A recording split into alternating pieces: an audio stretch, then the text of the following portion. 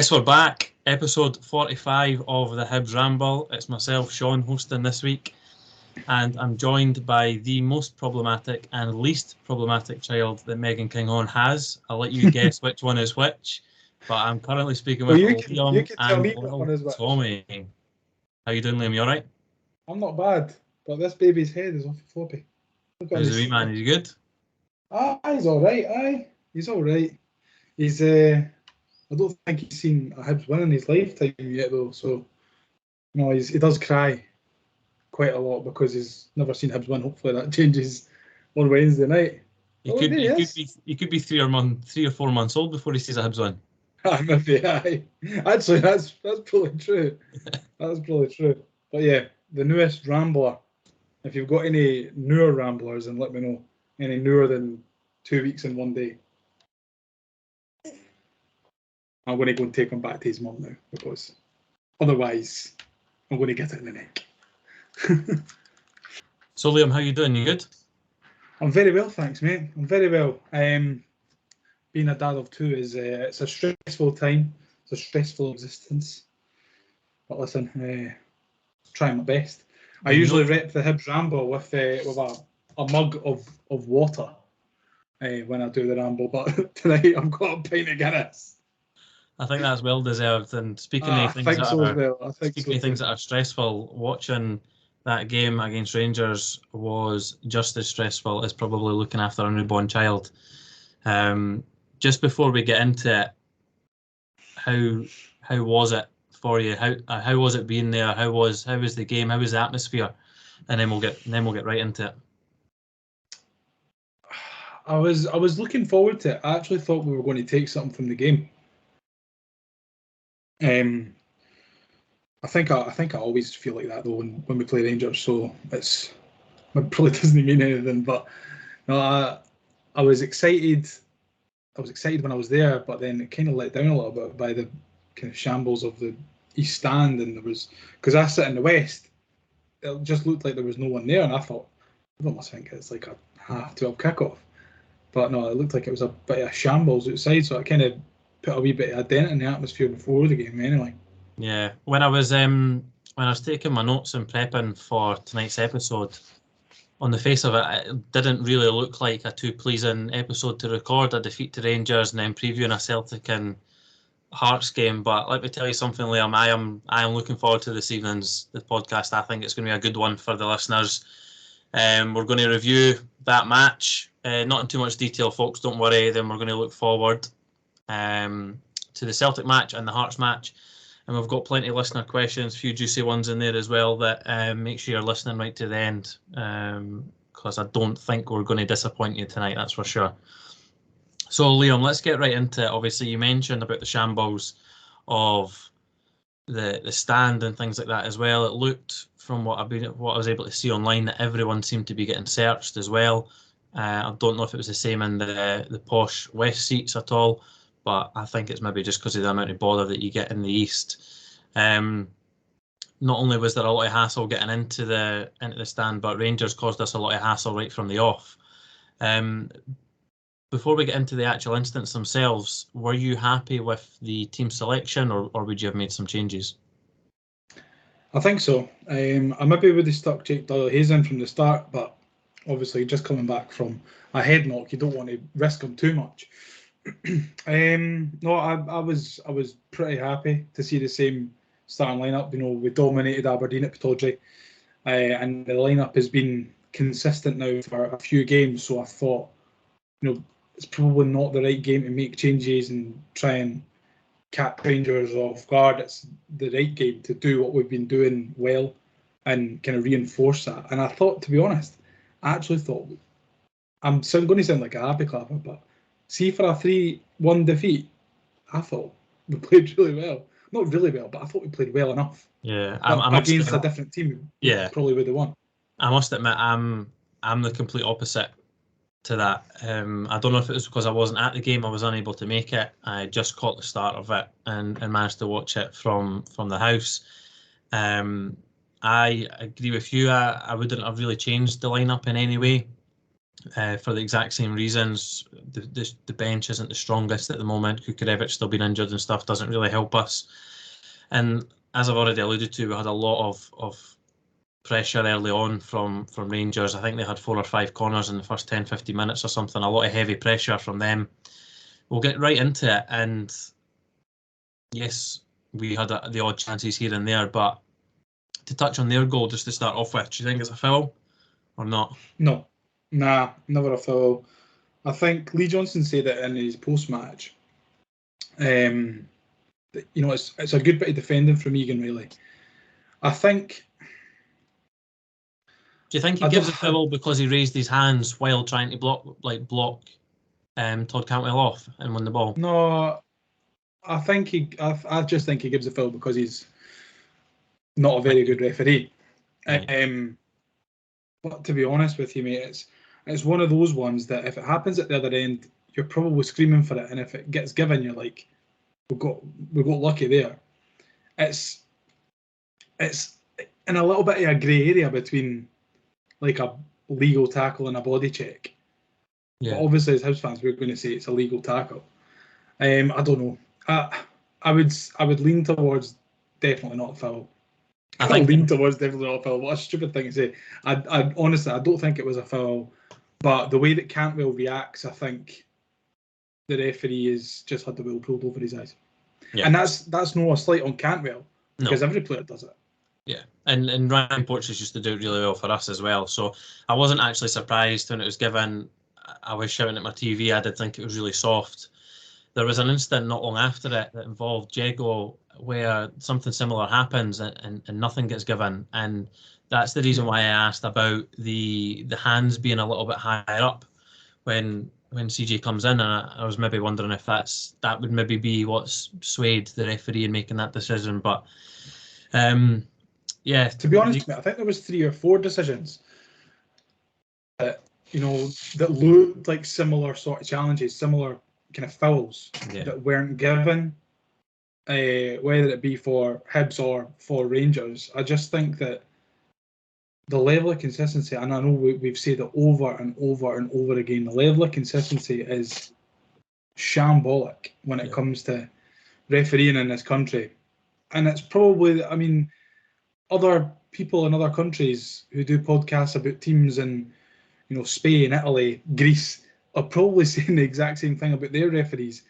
I can't imagine it's just a Scottish thing, but oh my God, the consistency, it's just nowhere near. Nowhere near.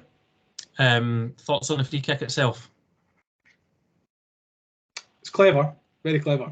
I think you can't rule out Tavernier to shoot for there. If David Marshall assumes that Tavernier's going to always 100 times out of 100 whip that into the back post or into the mixer in the box, and then he's naive.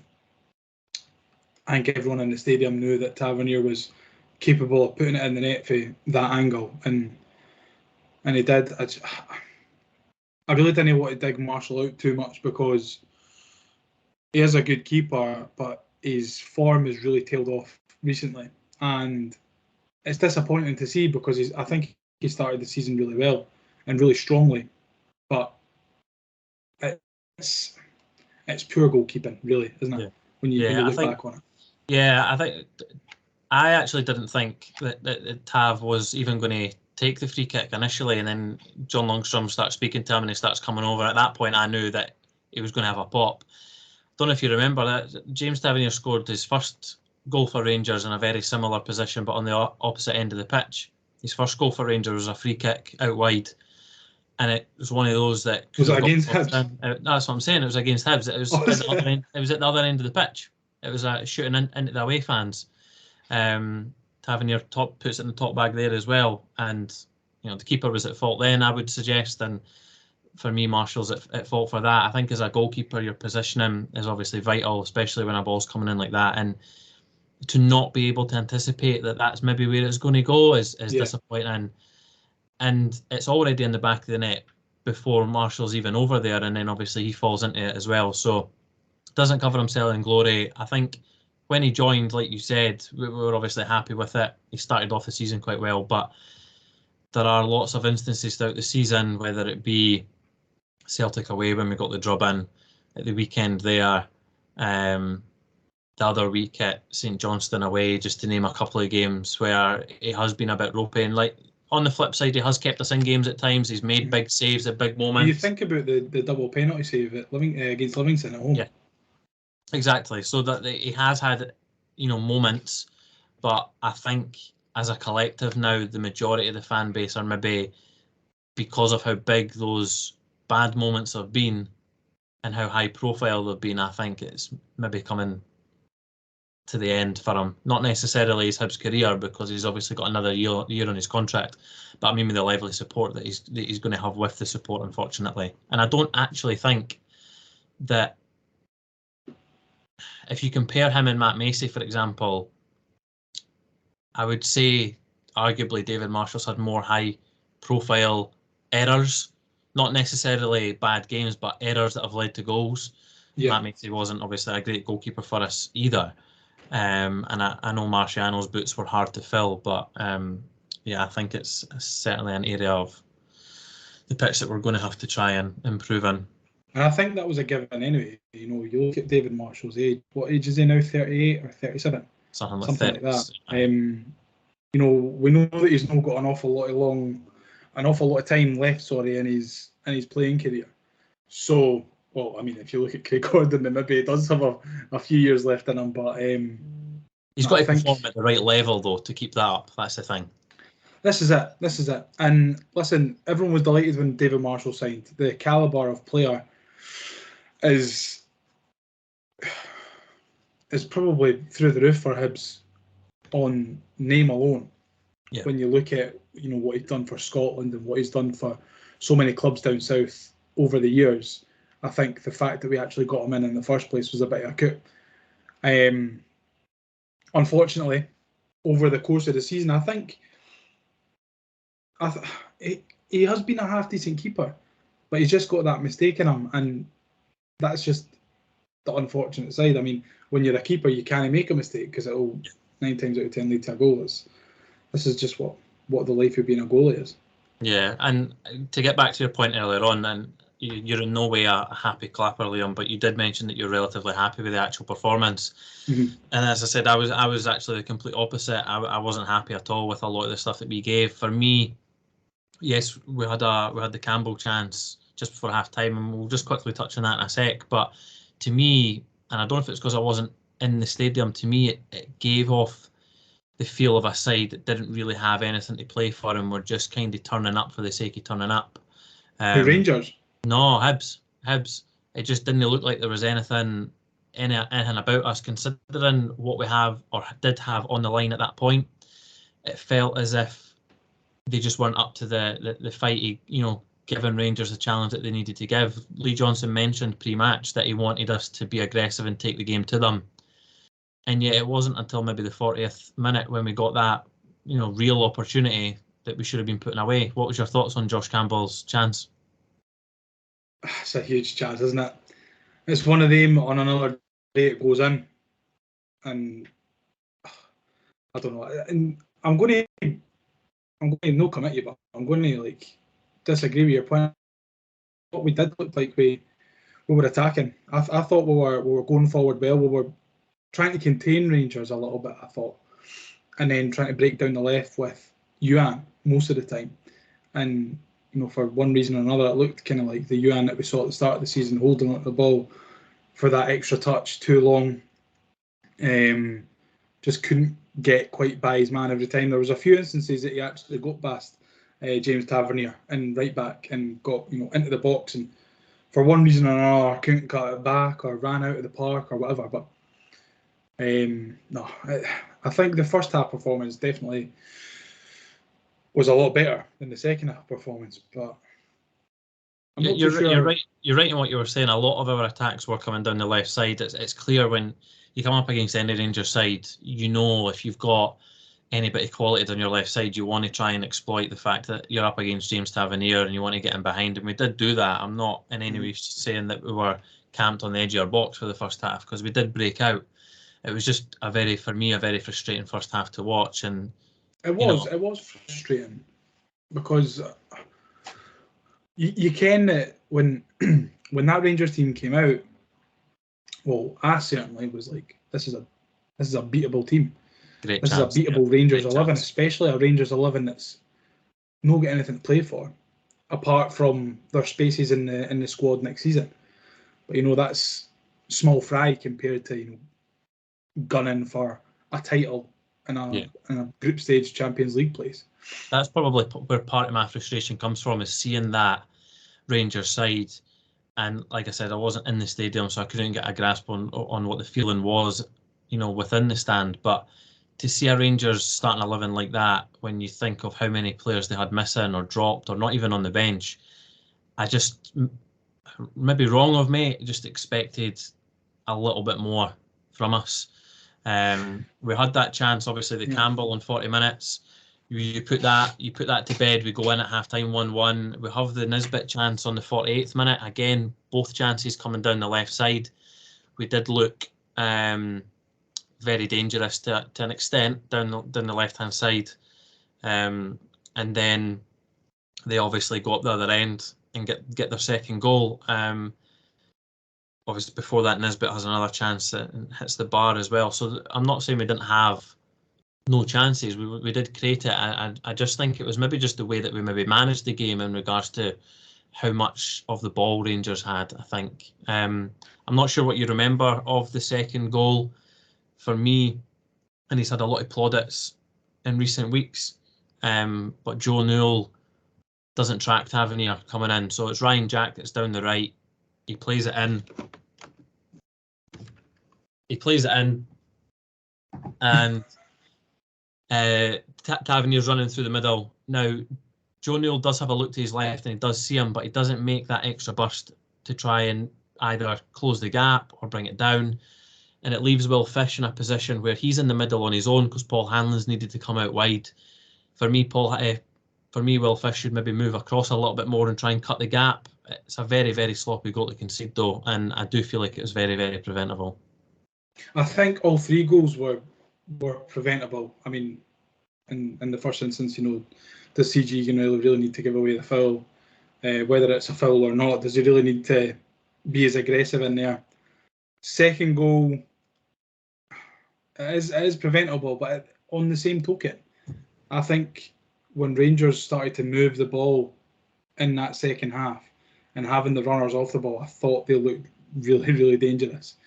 And to be honest, you're sitting looking at it thinking it's probably a matter of time before they score again. And that's just the way of being a team that plays the Old Firm, because they can turn it on whenever. I got my second and my third goal mixed up, but the wrong way around. But you're right, both goals were preventable and both goals were a bit of a mess. And it doesn't cover ourselves in glory, especially considering we've got obviously Celtic coming up. Just before we move on to the Celtic game, because I don't want to dwell on obviously the Rangers game too much, do you take any level of hope going into that game? Just before we talk about Celtic themselves, just talking about the performance at the weekend, is there anything that you feel we can take from that to go into the game against Celtic? If the full-time whistle happened on 45, then yes. I think so far, or a lot of the time from Hibs in recent weeks, we've seen 45-minute performances, and it's not good enough, especially when you're playing the Old Firm. We could get away with a 45-minute performance against St Mirren because we scored 2 goals. But you can't get away with 45 minutes against a Rangers or a Celtic or a Hearts or even an Aberdeen. We need to make sure that we're playing our way on our terms, not bowing down to Celtic and letting them do what they want. I feel at times, not for the whole 90, but at times on Sunday, there was a bit of that going on, a bit too much respect to Rangers, something that Lee Johnson actually said that we did too much when he came in and he was going to kick it out. It's not something that I've seen over the course of the Old Firm games, apart from, I would say, the 2-2 at home to Rangers. But that's we got a point in different circumstances. Then Rangers were 79 men. But they said on the TV that, and I was quite surprised by this. The last time that we beat Rangers at home in the league, in the Premier League, in the top division, was 2008. The Chris Killen game. I'm very, very surprised to hear it, considering you would think, especially over recent years, regardless of the fact that we played Rangers quite a lot in the Championship, you would think that would be the side that we would have most of our recent success over. But yeah, when we've actually done better at home against Celtic, we've had a couple of recent, and I say recent, 2018, 2019 victories at home against Celtic. What's your fondest win at home against Celtic? You got against one? Celtic? I can't remember the year, but it finished 3-2, and it was Dean Shields that scored the winner. I think I can't really. Oh, I think it was. Did Thierry Gattuso score? Thierry Gattuso maybe scored the first goal. Yeah. I can't mind who got the second, but I remember it was Zamama had the ball on the edge of the box, and I think it was quite late on, and he had a curling shot, and Boric, it was going into the top corner, and Boric goes to save it, and it goes the opposite way that he was jumping. I remember. Yeah. And then Dean Shields slides in and sticks it in, and goes and celebrates in front of the Old East, and I remember that. I remember that well. I think that might have been the first time that I've seen us beat Celtic at Easter Road, or the first one I remember. Also the Squiggler as well as a good game. I remember when John Rankin has the ball in the middle of the park, and he's lining up to shoot, and I'm going, for fuck's sake, yes! I sat in the famous five at that game. Scene. I remember it. I couldn't quite believe when it hit the back of the net. For me, there was the one that and this is kind of more recent memory more than anything else. Do you remember the victory at home to Celtic under Neil Lennon? No surprises there. Where Stephen Whittaker picks it up in the corner of our own half, plays a couple of 1-2s, plays out the back, and this is like within the first minute or something, and Slivka goes up the other end and scores. I think we win 2-0, maybe 2-1.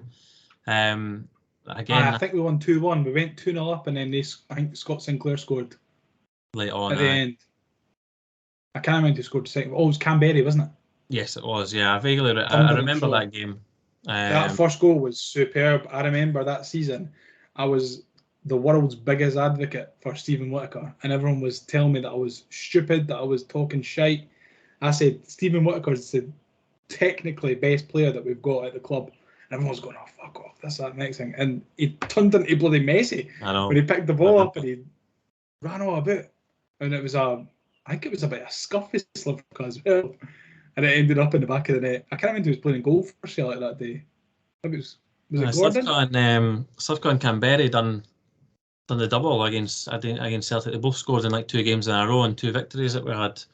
And both of them scored against Rangers as well. Yes, so we could certainly both do with a performance or a result like that on Wednesday. Do you think Celtic will make many changes? I mean, if you look at the last 2 games, they rested a lot against Rangers, got pumped, played full strength against St Mirren, arguably could have got beat there as well. And although they dominated the match as you would expect a Celtic side to do, they came away with a point. But I'm not sure if you've seen the highlights back. Joe Hart already looks like he's in Hawaii with his feet up, cigars out and everything.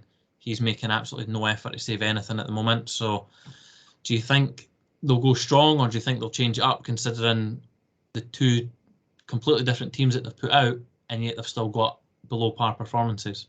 I think if you're Ange, you probably are making changes.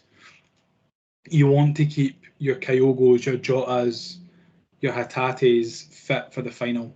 I mean, I know that it's, with all due respect, it's against Inverness, but they want to win the trophy, they want to win the treble. I think Ange would be, I don't want to say silly, I think it would be a mistake if he's putting out his star 11, his best 11, in a game that the opposition really needs the points and would probably be very aggressive. I think it would be daft of him to play Kyogo, Jota, Hatate. Hopefully, Carter Vickers didn't play him either.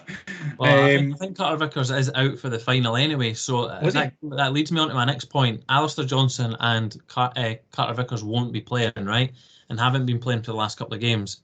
You've had Tony Ralston play it right back in both the games. And he's changed at centre-half. He's played one of the Asian players that plays centre-half, and then he's played another one that normally plays centre-mid. So he seems to be a bit all over the place and unsure himself. And they, as a back line, they do look all over the place without Carter Vickers. Superb defender, probably the best in the league, or is the best in the league considering you see how Celtic have been the last couple of games. And I think for me, that's something that we maybe need to try and exploit, because Starfelt will normally play on the left of the two centre halves. So you're going to have potentially someone on the right of the centre half and Tony Ralston, who don't normally get as much minutes up against potentially Eli Yuan. So hopefully that's something that we'll be able to exploit. Do you think there's any other ways in which we can maybe get a result? Any other key players for ourselves? I think our strength comes from our pace on the wings, our pace on the wing with Eli Yuan. I'm not too sure if Chris Cadden has the same amount of pace as Yuan does, but I was just going to say that I think anyone in the division apart from Rangers' best chance at beating Celtic or either one of the old firm is when they've got nothing to play for and when they're experimenting with their squad, either that or in the first game of the season or something. So I think even though we got beat on Sunday, I think we should still be going into this game confident that we can maybe take something. I'd love a point. I would be delighted with a point.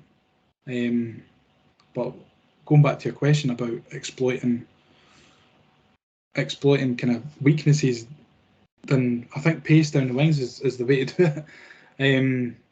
I'd be inclined to start McCurdy. I thought he did all right when he came on Sunday. We know he's got pace, but then again, if you start McCurdy, then who have you got to bring on? Yeah, and what do you see the outcome on Wednesday being? What do you think we'll get 3 points? Do you think we'll get a Celtic point? Celtic win to 0.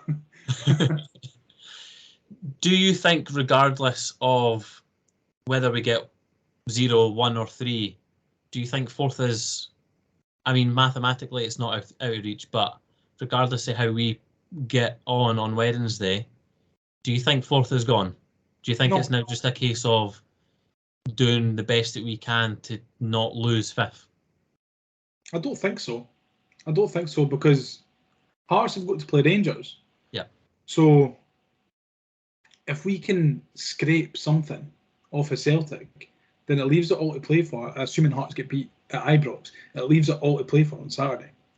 And because that's what you want, and you're needing Hearts to get beat on Wednesday, realistically, because if they draw and we get a win or anything like that, you're still leaving it very, very tight going into the last. We need to better the result is the bottom line. Hearts have a better goal difference than us as well, and how often in a derby game do Hibs win by 2 or 3 goals? It just doesn't happen. So you'd be asking a lot to go to Tiny and needing to pick up 2 or 3 goals to hopefully go above them. So what's your actual prediction then? I'll take a prediction off you now, and then we'll go on to the Hearts game. Bite your hand off. For a 0-0. I'd absolutely bite your hand off. How do you see the other games going? Like, obviously, the other week we had the chance to close in on Aberdeen. We didn't take up that opportunity. Hearts drew. They dropped points, obviously, away to St Mirren as well. It just seems that every time this season we have an opportunity to not take the upper hand, but get ourselves in a very good position, we never seem to take it, regardless of whether results go our way or not. Obviously, you've got Aberdeen Aberdeen at home to St Mirren, and you've got Hearts away to Ibrox. How do you see those 2 games panning out? And the reason why I'm asking that is because obviously we're just about to go and review the Hearts game as well. The Hearts game. So I want to get your thoughts on where you think we could potentially be going into that game. Fifth, I think we'll be fifth. I'd be happy if the Dons took points off St Mirren. I think we're kind of relying on that at the moment. I think Hearts will probably get beat against Rangers. Michael Beale. I think Rangers are in a different place than Celtic are at the moment, even though neither of them have got anything to play for. I think Rangers are, or the Rangers players certainly, are looking to impress Michael Beale, trying to get, a place in that starting 11 for next season. So I can imagine that Rangers will probably put out a similar performance against Hearts as they did against Hibs. Celtic, on the other hand, I think, the Celtic players know where they stand with Postecoglou. So is it going to be a bit of a different mentality? I don't know. I think Rangers will beat Hearts. I think St Mirren will get beat by Aberdeen. And I think we will draw with Celtic. Keep it alive for the final day. So going into the final day, that would leave us 3 points behind Hearts. And depending on the goal difference, you're talking a 5 or 6 goal swing potentially. Well, I'll say that. What's the goal difference at the moment? So Hearts are on +6 and we're on -4.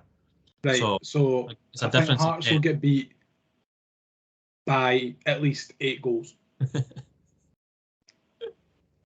8-0 Rangers. You heard it here first, Ramblers. No, it'll be 9-1.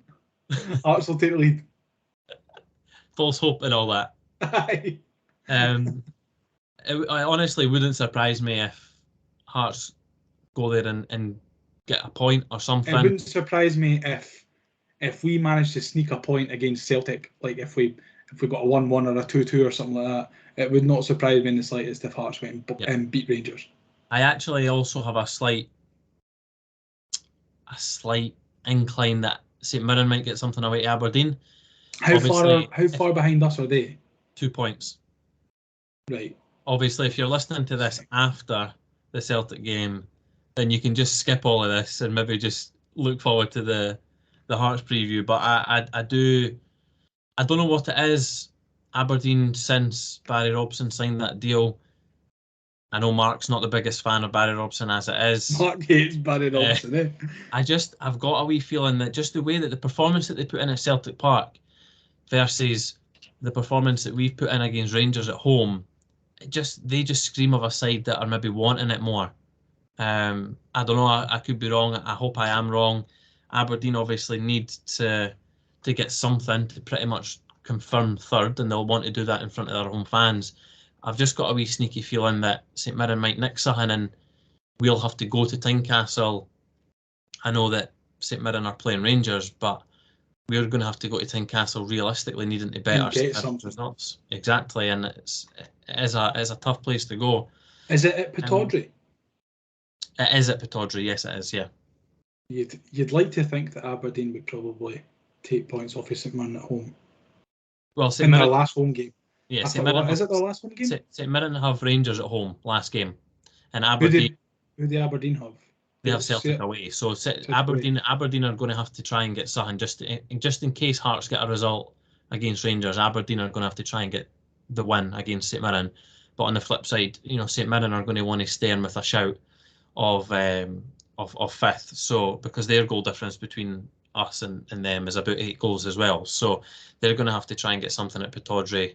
And they'll know fine well that we're playing Hearts away last game of the season. Not the greatest place for us to be going when we need something. We've got previously going there needing to do something and not being able to do it. On a bit more of an upbeat tone, before we get into the rest of the Hearts preview, what is the best or your best and your favourite goal that you've seen at Tynecastle? At Tynecastle? Yeah. Well, to be honest, Sean, I've not actually got that many to pick from. I've got. Right. Hey, we played Bonnyrigg there. We've played St Johnstone there twice. I wasn't there. Oh, I wasn't at Bonnyrigg. I was giving you more of an opportunity there to pick got another game. Got even less of a pool. There's got to be a game that you win it. So I was at the 2-1 game, the Ross Caldwell Lee Griffiths free kick game. That's I'm where trying to actually think. While you're trying to actually thinking, think of like all the goals that I've seen at Tynecastle. I've seen while us. you're thinking, that's the two that I have. My favourite goal and the best goal that I've seen are both in that game. My favourite goal being the Ross Caldwell one, purely just because of the limbs that came after it and how unexpected it was. And the best goal for me is the Lee Griffiths one. Right, I'm going to Obviously, try and go Darryl Horgan differently. one sticks out. And the Darryl Horgan one sticks out because I was in the front row. You could even class your Derek Riordan penalty one as one if you were there on that day. Dan needs to be there. I needed to be You've there. got that. That's the only stipulation. Right. You had to be at Tynecastle. Right. I actually think I've only seen us score maybe like 5 or 6 times at Tiny. I've seen Ross Caldwell, Lee Griffiths, right? Yeah.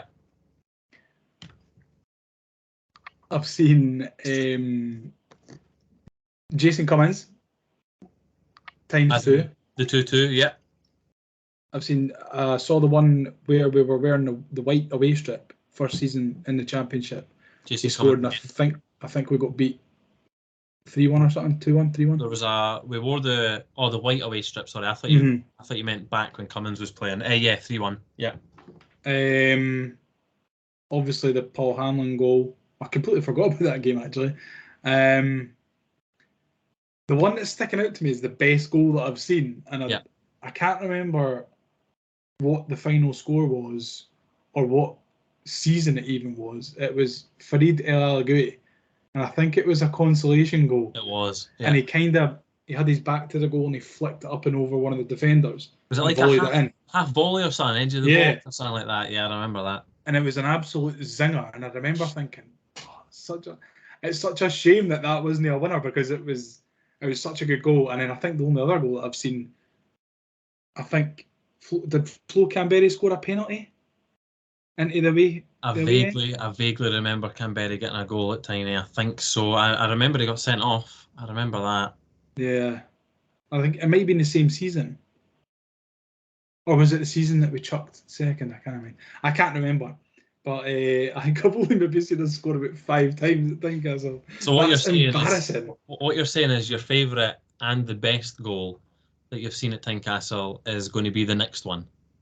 Yeah, well, my favourite one is Hanlon. Yeah. And the best one, I think, I'm going to give it to Farid El Alagoui, because it was a zinger. I'm going to need to try and find the clip, because I bet it's not as good as I remember it. But I remember it being a good goal as well. Good goal. Yeah. Well, I can't even remember what year it was or what the final score was. We probably didn't win anyway, let's be serious. I've also seen Jordan Forster score, but then it was chopped off. I was about to say, was that Ollie Shaw? I know, yeah. We've had some stinkers against them, haven't we? Sure.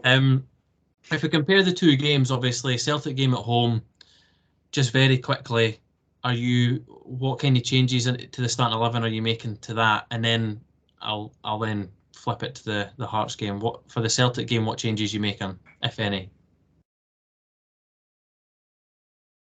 I know I said earlier I would put McCurdy on, but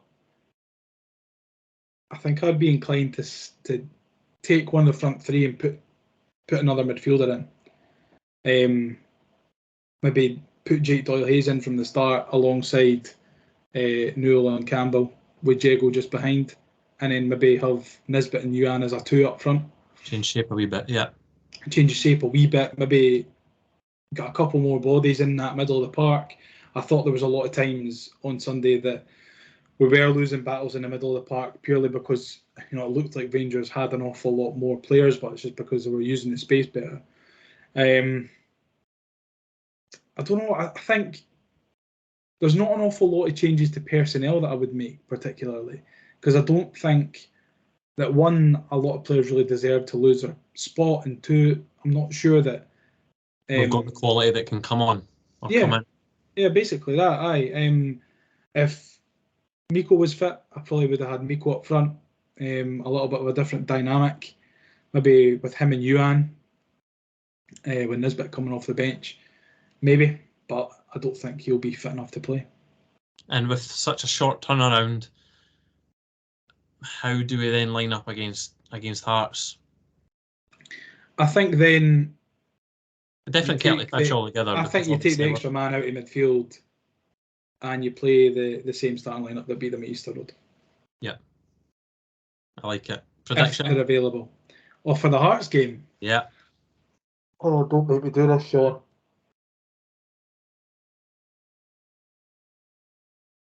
1-0 Hibs. Harry McCurdy. By the time Saturday comes, it'll be 4-0 Hibs. Because they'll need the goals. Probably. on the march, on the way, after I've had a few cans. Just to kind of, I know you're a top quality footballer yourself, Liam, and you've been in high pressure situations throughout your whole footballing career. What kind of mindset do you think the Hibs players will be in, assuming both Hibs and Hearts get beat, right, on Wednesday? We'll just assume the worst here, because obviously if we get anything and we're still within a chance of getting fourth, it's easy to motivate the players. Do you know what I mean? We beat Hearts, we go above them, blah, blah, blah, blah, whatever, right? Both teams lose. Here's a situation for you. And for me, it seems as if Hibs have maybe kind of forgot that St Mirren can actually catch them. Again, I'm just basing that on the performance that I saw from some of the players at the weekend there. Where do you think the players' mindsets will be going into that derby? I mean, you shouldn't need to try and motivate somebody for an Edinburgh derby, and if you're having to do that, you shouldn't be at Hibs. But what kind of vibe and feeling do you think will be around that dressing room if we lose to Celtic and fourth isn't catchable? I think the players will understand that they can end the season on a high, regardless of where we finish.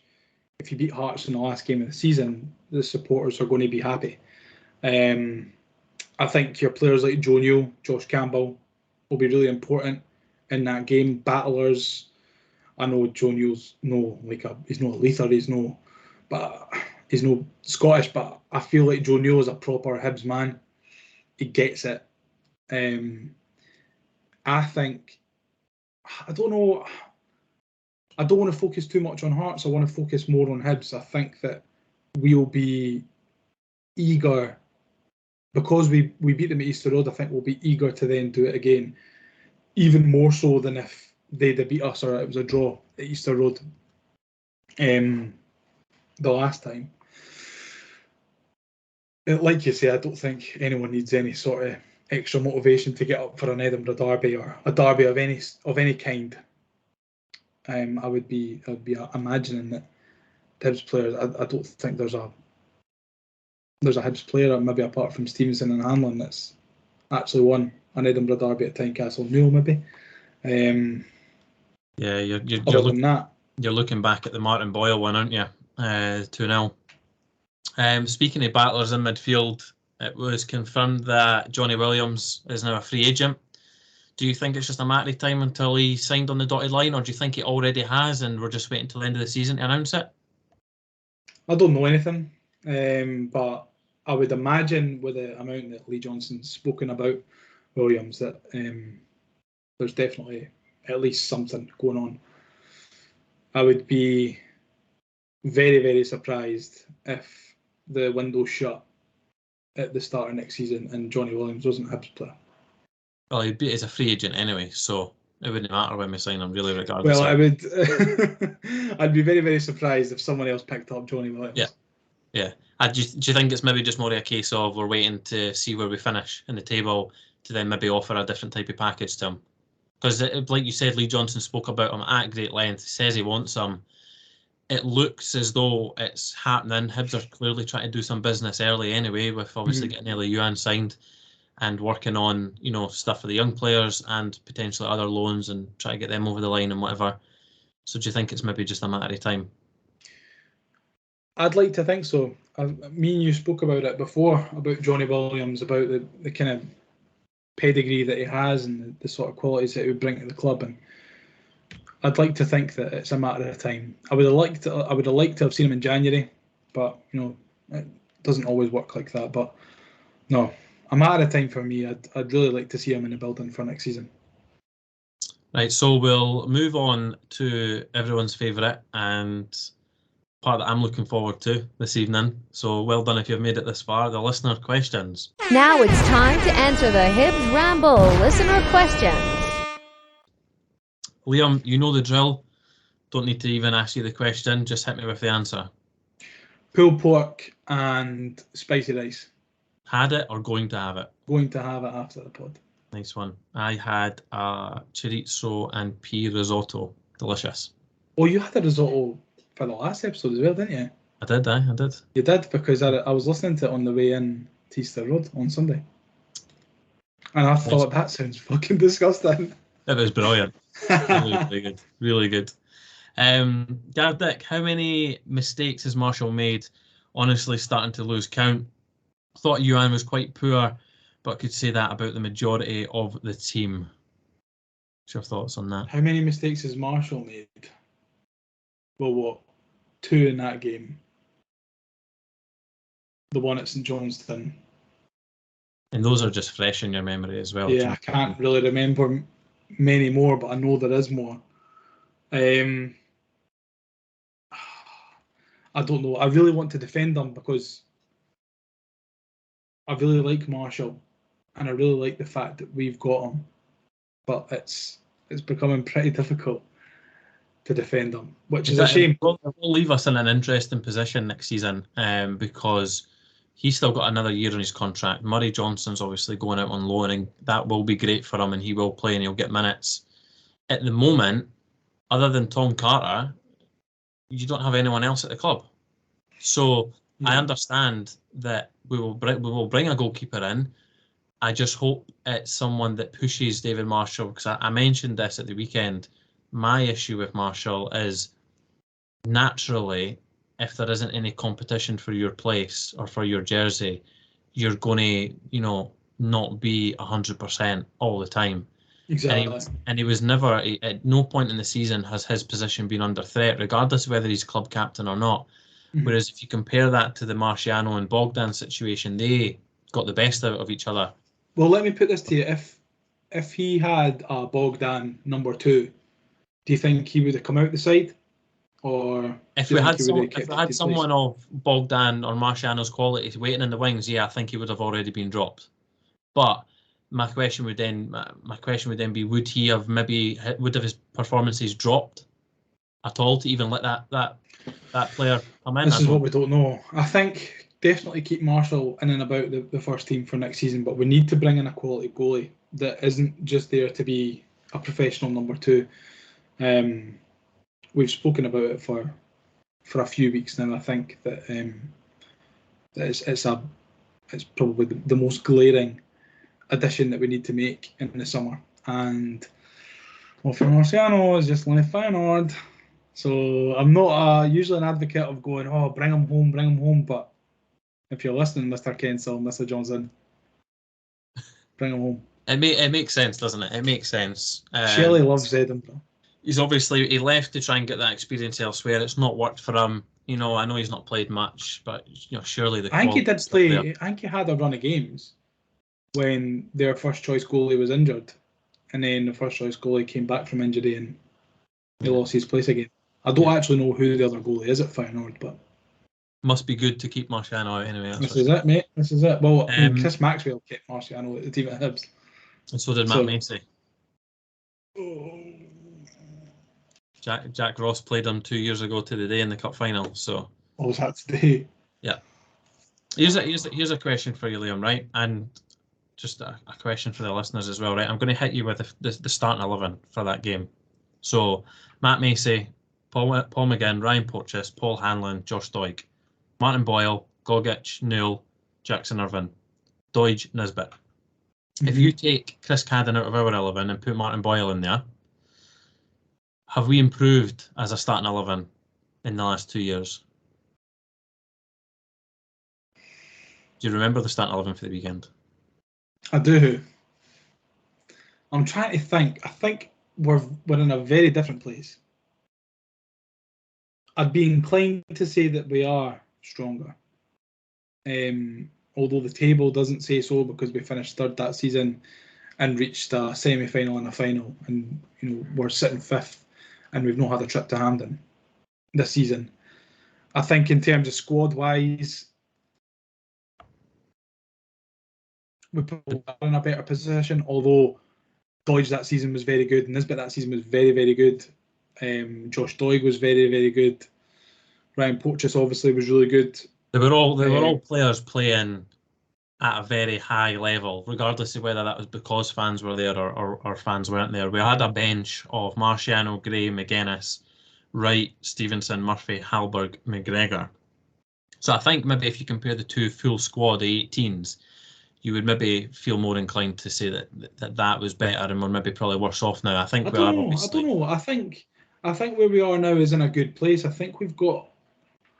don't think we've actually struck the right balance this season, but it was never going to happen, I don't think, especially with being Lee Johnson's first year, the amount of turnover that we've had in terms of playing staff in the summer and in January. I think it was always going to be difficult to kind of get that momentum up. But now he's looking into his second summer in the job. I think we can probably look and assume in good faith that we'll be, if we have this conversation at the end of the transfer window, we'll be a lot happier then than we are now. Based on everything that Lee Johnson keeps saying, he keeps referring to 3-4 windows. This will be his third window. So you would like to think that this will be the one that... Would you not imagine that he's talking about 3 or 4 summers, though? Because... He says transfer windows, though, not 3 or 4 years. Or 3 or 4 summer windows. He does say 3 or 4 transfer windows. I think it would probably be naive for any football manager to say that they're going to be in the job for 3 or 4 years, given the way that it is at the moment. Yeah, correct. So I think it's obviously, we say this every summer, it's going to be a big summer. I think this summer will be the one where, if everything goes to plan, you would like to think this would be the one where we're getting the final pieces to the jigsaw, maybe getting the right people in. Do you know what I mean? So I think we've seen over the course of the season that we've only been 2, 3, maybe 4 quality players away from having a really good team that can. I mean, you that's look at Aberdeen, right? Had as well. Exactly. You look at Aberdeen, you look at Hearts, and you compare their squads with ours, and I think that where Hearts are and where Aberdeen are at the moment, their squads are better than ours, but they're not better by a vast majority of players. We're not miles behind them in terms of quality and personnel. We need to be confident in our recruitment and get the right players in, and then next season, you never know, we could be up challenging for that third spot with Hearts and Aberdeen. Yeah, and back to the questions, Jack has asked us to list things that are worse than Marshall in goal. So I don't think that's worse than Marshall in goal. List things that are worse than Marshall in goal. A warm bottle of Budweiser is worse than Marshall in goal. That's terrible. That's like, see if you were at, I don't know if you ever went to Tina Park. Well, you might have done, but...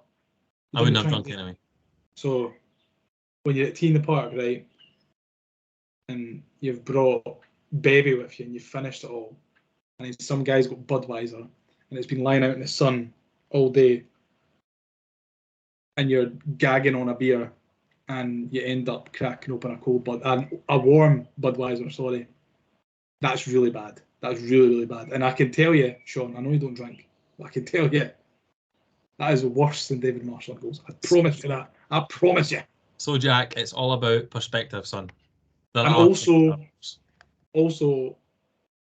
when you've got 2 children and you only sleep for 3 hours at night. Well, some would say that's your own doing, Liam.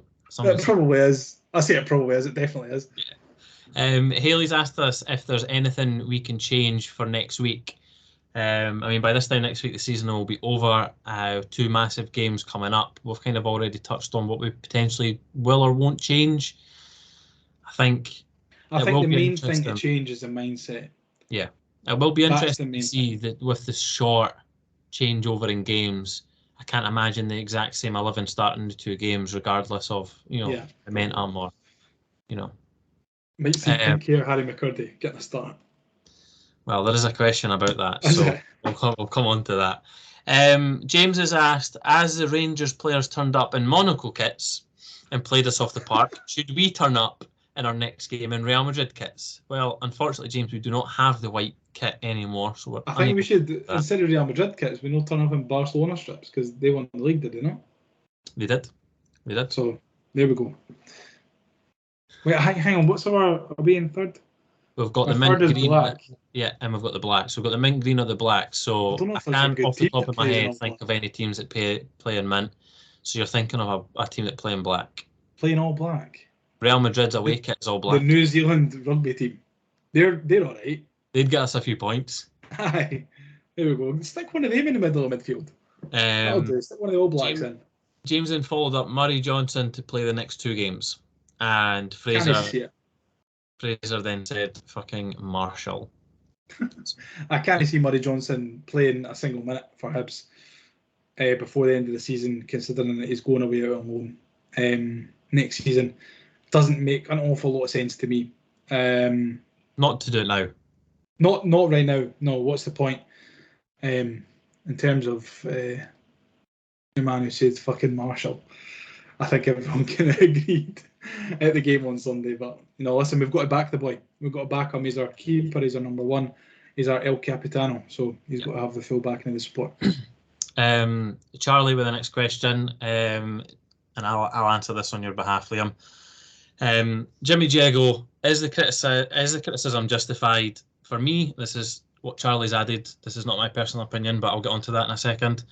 For me, he adds something to the team, allows Neil to play higher up to the park, which is his best position. Now, Jimmy Diego, since he's joined the club, has been a very indifferent player and has been dug out quite a lot since he's joined the club as well. Granted, his game at the weekend there was not one of his better ones. To give you his performance, and I know stats can sometimes be manipulated to what you want to say, so I'm going to just try and paint a picture for some of the listeners, and then they can make their own mind up. If it changes some opinions, then great. If it doesn't, then I don't really care, because I'm here providing the stats. So yesterday against Rangers, only Josh Campbell and CJ had a worse passing percentage, and that's something that obviously Diego is known for, is his passing percentage not being the greatest. He was joint 4th for his interceptions, joint 2nd for his tackles, joint 3rd for his clearances, and only Kevin... Top? Joint 2nd and joint 4th top? No, bottom. All right. Bottom. Well, he had a bad game. That's why I led off with saying that he had a terrible game. I was going to say, I was like, I thought he was all right, but I didn't think he was that good. Nah. And I'll get on to your point as well there. He committed 3 fouls in the match. Only Kevin Nisbet committed more, which was 7 in the match. Now, naturally, a player that plays in the deep line holding midfield, or whatever you want to call it, the Makalele, the CDM, whatever, naturally, and this is, again, just my opinion, if your team's getting beat and you're playing in that role, naturally you're going to get highlighted, and naturally you're going to have your back against the wall. How many times are you going to say that? I can get it in another few times. But the thing is, my point being, if you're playing in that role and you're playing against a side that are considerably technically better than you, and the same will happen on Wednesday, hopefully his level of performance is better, but I mean in regards to the level of player that we're playing against, you're going to struggle regardless of how good you are in that Hibs side. And when a CDM has a bad game, you notice it, because naturally you have a bad game, or you get spotted as having a bad game when your team loses. Mm-hmm. The victory away to Livingston, the victory against Aberdeen, the victory against St Mirren, just to name a couple, he had a great game. He didn't have terribly too much to do, but what he was there to do, he done very well, and broke up play. Now, I'm going to, again, hit you with, not necessarily you, Liam, but the listeners, with some stats. And the next set, a big shout out to JD for actually doing it, because I was doing the legwork for it this morning, then I saw his tweet, so I just nabbed it because he finished it off for me. So, without Jimmy Diego, Hibs have played 22 games. We've gathered an average of 1.23 points per game. That's 1.23 points per game. And we've scored an average of 1.32 goals per game. So scored 1.32 and conceded 1.68. In the 14 games that we have played with Jimmy Jeggo. I think he started every single game that he's had available since he came to the club, which is 14 games. We have got more points per game, which is 1.5. So 1.5 in comparison to 1.3. So that is more. We have scored 1.64 goals in comparison to the 1.32 that we've had without him. And we've conceded 1.36 in comparison to the 1.68 that we have without him.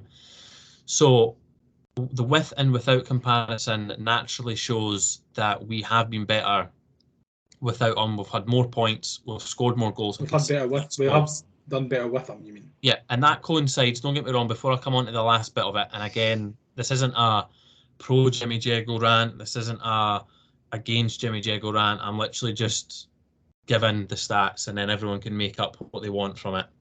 It obviously coincides with players like Kevin Nisbet coming back, CJ Riley coming into the side as well, the partnership of Fish and Hanlon doing so well, and I think Jeggo playing in that CDM role has allowed the players like Newell and Doyle Hayes and Campbell to have a little bit more freedom and take a little bit of the brunt off of them and allow them to do what they do well.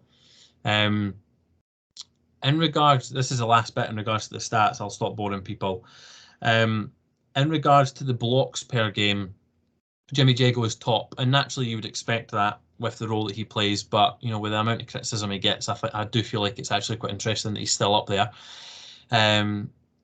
Fish and Hanlon are not far behind him, but everyone else are way off the pace in regards to the blocks per game, and like I said, Jeggo's at the top for that. As for interceptions per game, Jeggo's third on our list, with only CJ and Will Fish in front. Now, Joe Newell, who recently has had a lot of praise, is worse off in both those categories, albeit this isn't a criticism of Joe, he has been really good. Joe averages more tackles and commits more fouls per game in regards to Jeggo, and yet Jeggo is coming off better in those categories. Unfortunately, though, Jimmy Jeggo, naturally because of the role that he plays and his lacking of ability in this area, he has the fourth lowest passing completion rate in the squad. And this is only taking into consideration players that have played the same amount of games as him or more. Only Miko, Nisbet and Marshall have a worse passing rate. And lastly, the worst player in regards to getting dribbled by is Jimmy Jeggo, which partially you would actually expect him to be near the top of that, albeit or at the top considering his role. Yeah, naturally you probably would. I think I counted about 8 or 9 naturalies there. Yeah. I think I'm going to have to put a naturally counter on the bottom. Yeah, Joe, put in a sound, and every time I said it in that rant, just put it on. In regards to being dispossessed, excluding the defenders, he is the worst off in that category as well. Only Henderson and I classed Cadden because he's been playing further forward in that. So only Henderson and Cadden have lost the ball less than him. So yeah, there we go. There was a couple more, but I'm not going to bore anyone else. It's clearly I a was debate. just falling asleep there, Sean, to be honest. It's clearly a debate that will continue to go on, considering we're playing two realistically top quality sides in the next 2 games, 2 tough games. It will be interesting to see how he copes, but there is a debate there to be had. He does split opinion. For me, like I said, we've won more points, conceded less goals, and scored more goals since he came in. Yes, he's not the greatest centre midfielder that we've ever had in our time, but he's been brought in to do a job. There's a reason, not only with his age, that he's not been given a 3 or 4 year deal. He only has a year left in his deal. He's there to do a job, and at the moment, he's currently doing it. And unfortunately, we're not that great in the big games. So naturally, he's going to get caught out in them because of our game plan and the way that Lee Johnson likes to play. Anywho, back to the listener questions. Right, take a breath now, Sean. John hit us with another question, and this goes back to what you were saying about Harry McCurdy. So, thoughts on McCurdy's performance? Genuinely thought he offered more than Cadden when he came on. I think Harry McCurdy had a point to prove. I know that he came on against Aberdeen after his Instagram story and all that. after the St Mirren game, but I think that he probably wanted to prove to the Hibs fans at Easter Road that he was still committed, and I felt that through his performance. To be honest, I think chucking Harry McCurdy on, was it 2-0 at the time or 1-0? I can't remember. He came on in the 55th or 56th minute, so he had a certainly good crack at the whip, that's for sure. Yeah, and I think he looked lively, he looked direct, he looked like what I would expect from one of my wide players who's blessed with the pace to have a performance like, if that makes sense. I think he was. Did he have an effort that was? I know we ended up scoring from the corner, but yeah, his effort that he took, very Josh Ginnelly like, was going in the top bin. McCrory gets it, saves it. We get the corner and then we score. I was away at that point. But yeah, it was a great effort from him. It looks like it's going in. Keeper saves it, and then ultimately from the corner we end up scoring. Billy's came in with, why does there always have to be a boo boy? Every season there is at least one player who gets it, or gets the aim of it from most of the fan base, or at least gets the majority of their frustration. I think it's just the way that football fans are. I think it's easy, and I'm not saying I'm a better fan because I don't slate whoever all the time every single week, but I think it's easy, and I've definitely been guilty of scapegoating a player for things that probably weren't his fault. I think I look back on it and I gave Fraser Fivey such a hard time back when he played for Hibs. I really didn't like Fraser Fivey as a player, but I think it's just the way that football fans are, to be honest, Billy. You look at every club, and I think every single club in the world will probably have one of those players that the fans get on their back a wee bit more than others. A couple of years ago, it was Kevin Nisbet. I think Stephen Whittaker took a lot of it when he played for Hibs the second time round. Off the top of my head, Dre Wright recently, yep. Yeah, Dre Wright. I think that Dre Wright's a difficult one because he hardly ever got a game. And people were using him as a scapegoat, and he was spending the whole game on the bench, but it was still Dre Wright's fault. No, I think it's just the way that football fans are, and I can guarantee you that some point in the future, maybe next season, that there'll be a player that I'm not fond of playing for Hibs, and I'll moan about. I'm not saying that, look at me, I support every single player with absolutely everything that I've got. It's not always the case. It's just the life of being a football fan, isn't it, Shaun? Yeah, I think a lot of it actually comes down to the self-entitlement of a lot of Hibs fans that think we should be doing better than what we're actually doing, if I'm being honest. We've got the 5th best budget in the league. We're currently 5th. And rightly so, I agree we should be challenging for 3rd. We could have got 3rd this year, and a better set of players, or maybe a better manager potentially that maybe gets more out of that squad. I don't know. We had a great chance of finishing 3rd. I think we're all kind of guilty of blowing smoke up our own arses. Correct. When it comes to expecting where Hibs should be. I'm the same. Without any justification as well, though. That's exactly. That's part of the problem. Exactly. I'm always of the thought Hibs should be out with the old firm, the best of the rest. And I would imagine that every single Aberdeen fan, every single Hearts fan will think the same, because they're in the same boat as us. Admittedly, their budgets are a bit bigger than ours are, so they probably have more reason to finish where they actually are finishing. But to be honest, it just comes down to part and parcel of being a Hibs fan. You want Hibs to be up there, and because we've seen it 3 or 4 times in our lifetime, we're expecting it. Yeah. And it's part of the fun, isn't it? Liam Riley's asking, where does Marshall rank out of our recent goalkeepers, which we've kind of already touched upon, but he goes on to say 11 clean sheets, which I didn't realise it was as many as that, in 36 league games. Some big saves during the early part of the season, as you already mentioned, Liam. Must be a Liam thing, that. Along with great distribution, but can also think more recently at least 5 goals which we've conceded that we maybe shouldn't. And Liam, you're absolutely spot on. Both Liams are absolutely spot on with what we've already said on that as well. So I think his distribution is good. His distribution is good at times. So I think sometimes, well, it's weird, right? Because I think his distribution is good. The way he puts the ball, the location that he puts the ball, but his urgency when he's got the ball in his hand is poor. I think at times he could spark attacks quickly, and he doesn't. But, you know, the location that he pinpoints the ball to when he kicks it from hand or he kicks it from goal kicks is probably second to none to a lot of the Hibs goalies that I've seen, you know, over the past 5-6 years. You say he's got good distribution, but he is the second worst passer in the team, statistically. Now, listen, I would expect a goalkeeper to be down there anyway because they take goal kicks. So naturally, you know, you're not always going to win them. But devil's advocate. I actually don't think I can put a naturally counter in this podcast because I'll be here all night editing. I'll break it. Do you know what? I'm just throwing them in deliberately after that rant. But if you're picking up on it, then great.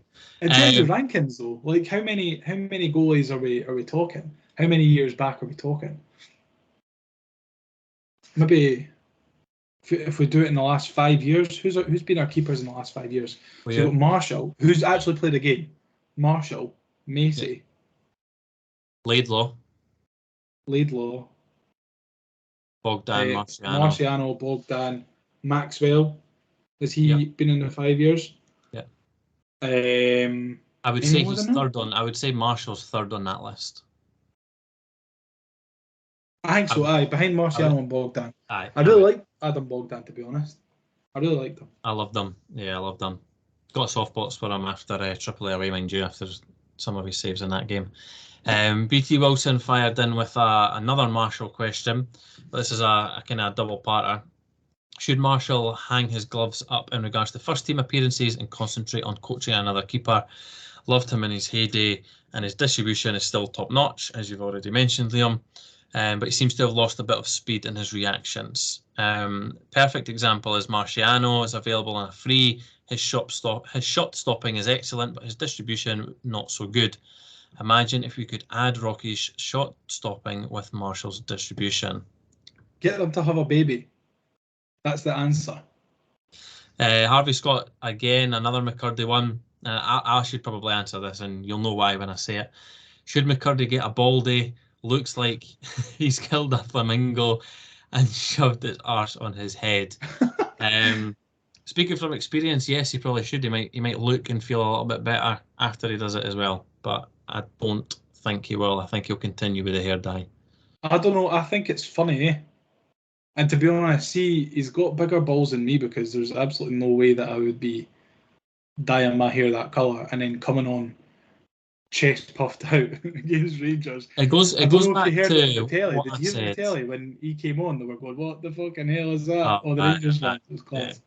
It goes back to what I was saying on an episode, however many weeks ago.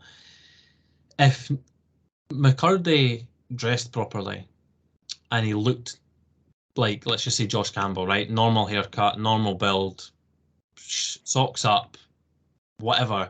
People would probably moan that he doesn't have a bit about him and doesn't have a bit of personality. Yeah. But then be happy. That was the draw. That was the draw for it, really, wasn't it? But then on the flip side, you then want a player to have that, and then now that we've got it, we're moaning. Do you know? I think it's because his performances haven't matched the attitude. Correct. So far. But at the same time, if he was performing, then everyone would be all over it. Like with Jason Cummins, everyone knew how he was a character. Martin Boyle, everyone knew he was a character. And you've got to start a run of games though to be given. You do. But on the flip side, I mean, I like Harry McCurdy. I think he's a half decent player, and I'd like to see him stay at Hibs for at least another season or see his contract out at least. Yeah. He's got to have that run of games. But from what I've seen from Harry McCurdy, I've seen good glimpses. I've seen flashes of good play, but I've not seen enough for me when he comes on as a sub for me to go, he deserves a place over Yuan next week, or he deserves a place over Nisbet. it's, I don't know. He's maybe fighting a losing battle, trying to come up against Yuan and Nisbet, but yeah, I think he needs a run of games, but he's not done enough for me to justify run of games. No, I completely agree. Some weirdo, Martin Corrigan, don't know who he is, loser probably. Top man. I don't think we're going to take 3 points against Celtic on Wednesday. What's your views? Well, Martin, you've been supporting Hibs for over 60 years and you're only just realising we're not going to take 3 points off Celtic, so I'm glad you're finally with us. And obviously we've already touched on that. I don't know, I'm not a big fan of your negativity here, Martin. We're all about positivity on the Ramble. Come on, son. Rudy fired in on Instagram as well. Do you think we need to buy a new goalkeeper? Which we've already answered yes. With Dubrovsky away, and hopefully McDermott has someone in mind because Marshall has made too many mistakes. Again, reoccurring theme tonight, Liam. Callum McDonald on Instagram loves an Instagram question, so I appreciate that, Callum. 3 questions from him. Question 1, who should we sign as a goalkeeper because Marshall just ain't cutting it? Obviously, you've mentioned Marciano already. I don't know if there's maybe an avenue for us to get Siegrist. I like Liam Kelly at Motherwell. I know he's not unreal, but I liked him when he was at Livingston. Yeah. And I think Motherwell did really well to get him. And I think we would be daft not to go for him. I don't know if he's still under contract or if how long he's got left on his contract, but I think we should be looking at Kelly. Yeah, I think we maybe need to go down the avenue of getting strong, experienced SPFL players that kind of know what it takes to cut it in the league as well. And I'm not saying we need to buy 5 or 6 of them because then we'll maybe just end up bang average. But if we can get 2 or 3 that are of a good quality, maybe just to take us to another level, yeah, and add something else to the dressing room as well. We can't settle. We can't settle for players that aren't cutting it for other teams. Whatever you want to think about Paul McGinn when he was in a Hibs shirt, that was it was a unflattering signing. I wasn't impressed by it. I didn't really rate Paul McGinn that highly when he played for Hibs. I think a lot of people did. A lot of people thought that he did a job. I think he did come in, he did a job. But for me, he was nothing more than a stopgap player who was here for too long. I think we need to be careful about who we sign from other teams, especially if they're finishing below us. There's a reason that they're playing for these teams that have finished in the bottom 6. So we need to be careful and properly cherry pick our players that were taken from these teams if we go down that route. Yeah. Question 2 from Callum. Do you still see top 4 as a possibility? Liam does. I don't. Since we're 4 points off Hearts, and if Hearts get a point, then it's pretty much not happening. You've already mentioned that you still see it as a possibility, so hopefully you are right, Liam. I can't see it, to be honest. I don't think I've had a right prediction the whole season. Yeah. I'll tell you one person that's not had a right prediction all season. That'll be Mark. Mark, if you're listening, I don't even need to say it. I'm just bringing it up. I tell you what, Dundee United are really making a strong charge for that top 6. Yeah, top 6 in the Championship. Here they come. If they're lucky. No way. Final question of the episode tonight, again from Callum, his 3rd one. Should we start McCurdy in the next game? No, I think I said it earlier in the pod that it could be a possibility, but if I was Lee Johnson, I probably wouldn't. I think I would put an extra body in midfield. At least it gives us something else to bring off the bench as well. Mm-hmm. Couple of final questions from me to you, Liam. 1, how many points we get in the next 2 games? And 2, do I need to get the passport out? 0 and yes. Europe, baby, let's go. I love it. And also, by the way, I need to make an update to my dinner. My dinner tonight. Right. I just had a text from Megan. KFC ? Oh, he's hit the jackpot.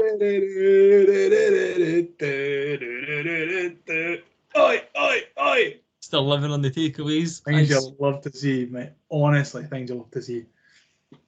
Right, that brings us to an end. Just before you stop listening, if you haven't already, which you won't bloody hear this anyway if you've stopped listening, don't forget to like, subscribe, comment on our videos on YouTube, Spotify, Apple. I'll plug it again. We do a lot of, throwback content on Facebook. There was quite a lot of responses to Sunday's content, and rightly so, considering what it was. We're big on the Instagram content, match day stuff as well. So get involved, pester us, abuse us, whatever you want to do. And tell me how lovely my son Tommy looks as well. Yeah, they've got to come to YouTube for that. So hopefully that's the most important thing for this episode. That's the most important thing. I could not actually no. The second most important thing. The first most important thing is I'm getting out KFC, baby. Right, Liam. Been a pleasure. Ramble over and out. As always, mate. Catch you next time. See ya. See ya.